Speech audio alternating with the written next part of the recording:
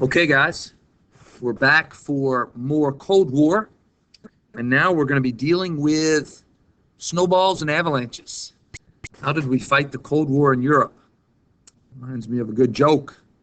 What did the Russians receive when they lost the space race?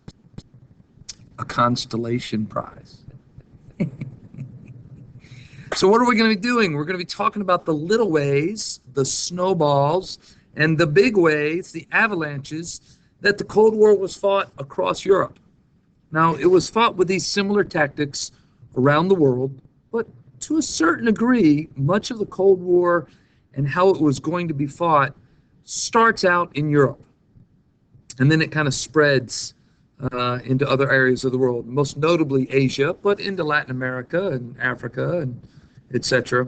But so we're going to talk now about some of the ways that the Soviets and the United States went at each other. Remember, we can't go at each other with nuclear weapons because that'll wipe the world out.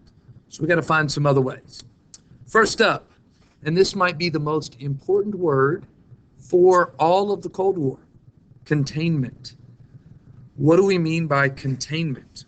Well, containment is kind of like quarantine, which, we know a little bit more about these days. Remember, we think of communists and socialists as zombies. And we want to put a fence around them and keep them in where they belong. Don't let them spread. And so basically, the Western world has decided that the number one goal for the Cold War is to contain communism. Now think about this. What this says is we've already lost certain spots. We've lost China. We've lost Eastern Europe. So we're not going to go retake land. We're not going to free people from communism. We're not going to go, invade China and make them be democratic. That's not containment. Containment is basically saying everything that we've lost, we've lost. We're not going to let anything else get lost. Okay, now let's take a second and think, how did World War II cause us to think about trying to stop communism from spreading through Europe? Okay, so maybe not communism. Think about something else that spread through Europe. And how did we kind of contribute to that after World War I through the Depression, and how did that cause World War II? Let's take a minute, work on that, and we're going to pick up with the Marshall Plan. When you see Marshall, think money. This Marshall is George C. Marshall. You might remember from World War II, was our strategic commander. Well, he's now taken over as Secretary of State. And Secretary of State under Truman, and his number one thing is, how can we rebuild Europe? Think about how destroyed Europe was after World War II, all of it. Not just the good guys, the bad guys, all of it. How can we rebuild Europe? And here's the key. All of these countries in and around Europe are breeding grounds for potential socialist communist nations. So how can the United States keep them on the good side? How can we keep them from becoming zombies and communists? Well, we'll write big, fat checks. Look at how much money we're spending. You can see by the size of the money stack. All this money we sent to Europe as basically a way of saying, sure, you could go be communist and broke, or you could hang out with us and be rich. And so Marshall was all about money. Well, think, what was one of the reasons that Hitler was able to rise to power in Germany? Well, their economy was busted. Now, it was busted because of the Great Depression, etc., but that was the breeding ground for his government. And so we discovered that a way to keep things from spreading is give money. $50 billion worth of money. Another example of this was Truman and his doctrine. Basically, the Truman Doctrine said we would send money and military supplies to any country resisting communism. Kind of like a Lend-Lease Act, maybe, under FDR. And Greece and Turkey in 1946 both wanted to resist communism. Communism was trying to spread in those two countries. They were having huge political issues. And we wrote big fat checks, and We sent military supplies to help the good guys keep the communists from turning their whole nation into a land of zombies. You can see Stalin's pipe blowing up in his face when he tried to smoke Truman's doctrine. It was very effective. Maybe the most extreme example of money trying to prevent communists from spreading had to do with the Berlin airlift. Now, in order to understand the Berlin airlift, we got to work on this map for a little bit. Okay, you can see green, yellow, and blue. That's West Germany. You can see red. That's East Germany. After World War II, the Soviets had taken 1/4 of Germany, the eastern half, and had kept it for themselves. Whereas West Germany was rebuilt, partly through the Marshall Plan, and then given their independence, their freedom. The United States wasn't going to keep them and hold on to them like we'd done with the Philippines. And so West Germany, capitalistic, democratic, starts doing well. They've got Marshall Plan money, and they're pretty excited about the way things are going. But East Germany is not doing as well. Now here's the other key. If you notice, the capital city of Germany, Berlin, is in the eastern half. And notice how Berlin is part West Berlin and East Berlin. Well, what the Soviets had done under Stalin is they basically blocked the road into East Germany, so we could not drive back and forth to West Berlin. So, quote unquote, the good guys' capital, the American Western capital of West Berlin, was cut off from the West. And basically what Stalin felt was going to happen is he would be able to choke them off and force West Berlin to become East Berlin. Well, Truman just said, okay, we can't drive in, we'll fly in. And so for about a year, we flew everything that the West Berliners needed, round-the-clock flights, landing all the time, bringing in food, medical supplies, coal, whatever they needed. And basically his way of saying, we'll spend whatever it takes to protect this city. Now think about containment. Containment didn't say we were going to invade East Berlin and make it free. Didn't say we're going to take over East Germany and kick the Soviets out. It just said we're not going to lose any more turf. We're not going to lose any more land. And if that means spending billions of dollars to protect half of a city, that's what we'll do. It's a radical, radical idea that basically shows how far the West was going to go in the name of containment. Well, Stalin had his own ideas about containment, and as numerous East Berliners were fleeing into West Berlin day after day, month after month, year after year, leaving the poor side of the island, Metahuha, to go to the fun side of the island. Finally, Khrushchev said, no more. And one night, they started building a wall. Started with barbed wire, then it became, iron fencing, and then it became concrete. People started to realize it, and they did everything they could. Last couple seconds, you can see this picture here. This apartment complex was actually on the border. And whereas all the Soviets and East Berlin Army were working on building walls, these people are like, well, we'll just go through the front door and out through the window. It's a very famous image of an East German soldier saying, I'm leaving too, hopping over the fence, and then here's somebody being arrested and being taken back. The Berlin Wall was built in 1961, probably the most important symbol of the Cold War. Literally, a wall was built to keep people from leaving the communist side, right? Khrushchev basically saying, we're not even going to let you choose. Now, that's interesting evidence for people who would say that, socialist communist Soviet Union was doing as well as capitalist democratic, United States. You don't have people jumping over walls to get out, of America. It's kind of a funny moment in the middle of this. John F. Kennedy went to Berlin to give a speech. He wanted the people in West Berlin to know that we would never abandon them. You know, that they were not, even though they were stuck behind the Iron Curtain, we would do whatever it takes to always keep them free. And in his speech, he gives this very famous expression where he says, Ich bin ein Berliner. You know, basically trying to say, I am a Berliner. I'm with you. The problem is, a Berliner is also known as a jelly donut. What he should have said was, Ich bin Berliner. I am Berliner. Kind of like, you know, in Spanish you say, Yo soy Americano, not Yo soy uno Americano. And so when he said, Ich bin ein Berliner, instead of saying, I'm a Berliner like you, basically what he said was, I'm a jelly donut. So you've got this loud cheering crowd, so excited.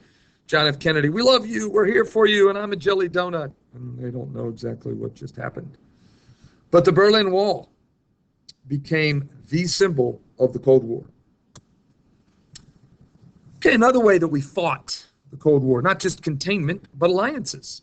You should remember this from the Triple Entente, the Triple Alliance from World War I. When you get nervous, you find friends. And you find friends to join your team. You can see two teams here. The North Atlantic Treaty Organization. So the North Atlantic is basically Western Europe and the United States. And then on the other half, you've got the Warsaw Pact. Now, the difference was people freely joined NATO, but the Warsaw Pact, the Soviet Union said, yeah, all you guys are in our group, right? You're in our alliance. And they said, well, we're not so sure. And he said, huh? You sure you don't want to be in our alliance? And like, oh, yeah, we want to be in your alliance. Sure. And so two big teams that are created, and they both last for quite a while. Now, the Warsaw Pact, of course, is gone because there's no such thing as the Soviet Union, but NATO still exists. And NATO still kind of has a lot of the same purposes. We're a little bit scared of the Russians. Maybe the biggest, scariest way that we fought the Cold War was the arms race. Now, we don't use nuclear weapons. We just build lots and lots of nuclear weapons. Let's look at this graph for a second. You can see that the lines showing how many nuclear weapons are built goes up radically in the 50s. I mean, you know, early on, there was like 2, then maybe like 3. You know, the Soviets don't even have them until the late 40s, early 50s. But look at the numbers. You go from maybe like 2 nuclear weapons to 30,000 nuclear weapons in about a 10, 15-year period. Look in 1985. The Soviets have 45,000 nuclear weapons. Now, not all of these are city killers, but we're talking about huge weapons. Take a moment and Google this, terrifying true scale of nuclear weapons. It's about a 2-minute video. It'll give you a sense for how big nuclear weapons get. It'll freak you out a little bit. So go ahead and pause now, go watch that, and then come back to the lecture. Okay, you're back. You realize that the weapons that we had that blew up Hiroshima and Nagasaki are like firecrackers compared to what they started building. Well, here's the key. The Soviets know that we're not going to launch weapons, and we know that the Soviets aren't going to launch weapons, because if either side launches weapons, then the other side is going to launch weapons, and we're building them so that they go bigger. We're building them so they blow up further, more territory, and we're building lots and lots of them. That's what the arms race is. More, bigger, further nuclear weapons. And so eventually we have this kind of a foreign policy called brinkmanship, started by John Foster Dulles. And what brinkmanship basically means is we're going to go to the edge of nuclear war. We're going to play a nuclear game of chicken. Okay? Some people refer to it as MAD, mutually assured destruction. We know that if you send yours, we're going to send ours, and the world's going to end. And when the world ends, we're all gone.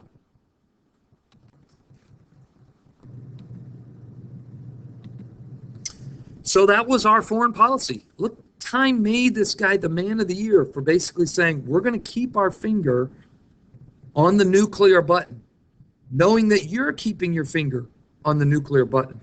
And in any moment, we're going to both launch nuclear weapons that are going to destroy the world. Massive retaliation. That was the concept. Take a moment and draw up a propaganda poster that supports the idea of mutually assured destruction. Might find some examples online. Well, the arms race is going to lead to the space race. Basically, if you think about it, the technology that puts a rocket into outer space is basically the same technology that can send a missile halfway around the world to deliver a nuclear warhead. And so instead of shooting nuclear warheads at each other, we start shooting rockets into space. And the first rocket into space was by the Soviets in 1957. And it scared us out of our slumber, out of our complacency. We're awake at last. A couple good movies about this. You can watch Hidden Figures, about some ladies at NASA who cracked open more than one door with their ability. There's another one called Rocket Boys, about some guys who designed some rockets in high school in West Virginia. But basically, we were scared. You could actually see at nighttime, you could see Sputnik revolving the Earth. Everybody was scared. Look at these guys peering in, listening to this. All it did was basically beep. Just went around the world, just going beep, beep, beep. But it freaked us out. And so everybody realized we're now not just in an arms race, we're in a space race to see who could control outer space. Well, that led us to creating NASA, the National Aeronautic and Space Administration. John F. Kennedy poured millions of dollars into us trying to keep up with the Soviets, and they were kicking our butts. They put the first dog in space, they put the first man, Yuri Gagarin, into space, and we just kept blowing up rockets. Okay, we looked like, some rednecks out at the beach, trying to jump some, ramps, and we couldn't do anything right. Epic fail after epic fail. Well, finally, Kennedy realizes that the key to winning the space race is getting to the moon first. So he delivers this incredible speech where he basically says, we choose to go to the moon in this decade and do other things, not because they are easy, but because they are hard. Because that goal will serve to organize and measure the best of our energies and our skills, in his Boston accent. So we moved the finish line. We kept losing the race. So finally we said, well, we didn't lose the race because the race isn't over yet. Whoever gets to the moon first wins. And we were able to win that one $2.5 billion later. Think of it as the rabbit and the turtle. Soviet Union is the rabbit. They keep beating us in the race, but we're the turtle, and we make it to the finish line last, or first, or last, or however that works. But we win because we get to the moon. Now, what does this mean? Well, there are incredible technological advancements that are made by both sides trying to generate the missiles and launch and communication and everything that's necessary to win the space race. The internet, cell phones, radar improvements, etc. All of these things were incredibly increased through the space race. Another good example of this is the National Defense in Education Act. Just look at the title. How are we going to defend our nation? Well, we're going to have some good math and science classes. That's not guns. That's not nuclear weapons. That's not tanks. We're going to teach our kids math and science so that we can keep up with, look at this Russian science sprinter way out ahead of us, but our education is lagging because we can't keep up. So we're going to spend a lot of money in order to educate our kids to catch up with the Soviets. The fun one, espionage. Espionage. Man, there's some great stuff out there about Cold War spies. I mean, who's the most famous spy of all? Bond. James Bond. This is Ian Fleming, the real James Bond, a British spy during World War II. Remember we talked about the story about the man with no name, the body that washed ashore in Spain trying to trick the Nazis into thinking we were going to attack Greece when instead we went after Sicily. Well, there's so much spying going on in the Cold War, trying to figure out what kind of nuclear bombs you have, where your nuclear bombs are, where your secrets are, stealing your secrets, trying to flip spies from one side to the other, triple spies, double spies. We started the Central Intelligence Agency, the CIA, began in order to root out spies and to go do more spying, whether it's a phone, shoe, or a lipstick pistol. You could actually shoot a bullet out of this, the kiss of death. Get it? Kiss of death. These are the Rosenbergs, Ethel and Julius. They were executed. Look, we electrocuted this lady. Look at her. She looks like grandma making cookies for you. Nope, we electrocuted her because they were caught selling spy secrets to the Soviets. Okay, Alger Hiss was a State Department official that Richard Nixon, a young senator from California, went after. You could become famous trying to root out Soviet spies. Another great example of espionage. Gary Powers was a pilot in our U-2 planes. The U-2 spy plane was a plane that could fly really, really high, higher than any rocket could hit. And you could fly way up there and take pictures of maybe where your missiles were or where troop movements were or nuclear reactors. Well, Gary Powers was up there, too high to be hit by a rocket, taking pictures in his U-2 spy plane when he was, wait for it, hit by a rocket. He was forced down inside Soviet territory. When he landed, he took his cyanide pill that he was supposed to take to commit suicide, so he didn't want to have to answer any questions, and he threw it away because, conveniently, he didn't want to die. So Gary Powers was taken into custody. Well, our president, Eisenhower, said, hey, guys, we lost one of our weather planes. We were taking some pictures of some, tornadoes and clouds and atmospheric disturbances, just trying to learn about the weather. U.S. says it was a weather craft. Well, then Khrushchev takes the pictures and has them developed, and you see all these pictures of us, taking pictures of Soviet nuclear facilities and military establishments, and we basically get busted for lying in front of the entire world. And Gary Powers is thrown in prison, and it's embarrassing, and we look stupid. And eventually we got him out. There's a good movie out there called Bridge of Spies. It kind of talks about how that happened.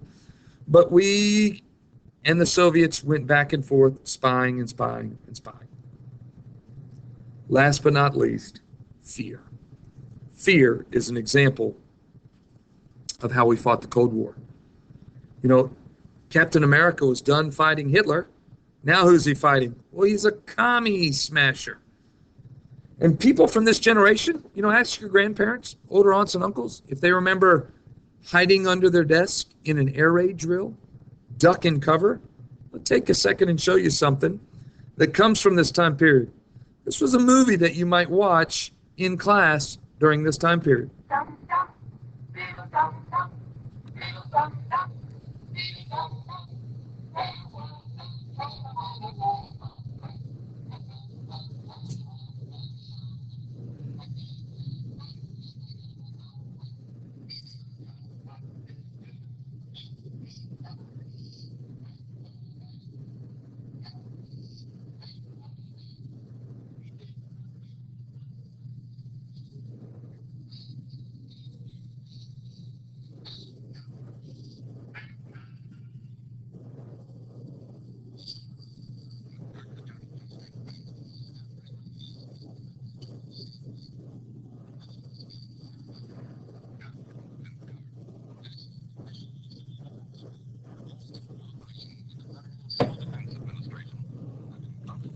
So this is what you would watch in school, in elementary school. You would watch an official civil defense film teaching you how to duck and cover. Now, why would you need to learn how to duck and cover? Well, let's skip ahead a little bit and show you. Now, tell me if this might give you some nightmares as a 7-year-old. We are ready for fire. We have a fine fire department.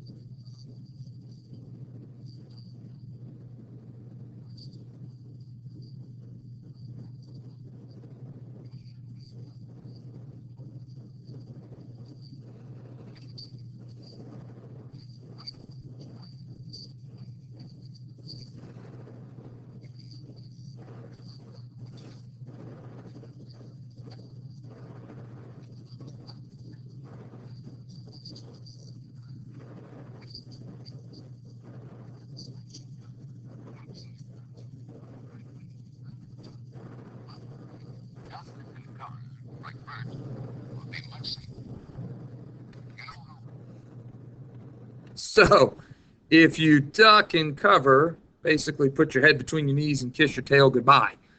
So kids would watch these videos, freak out.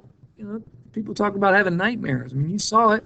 And so what do? They started building fallout shelters. This is an underground fallout shelter. There was actually one that was called the kitty cocoon.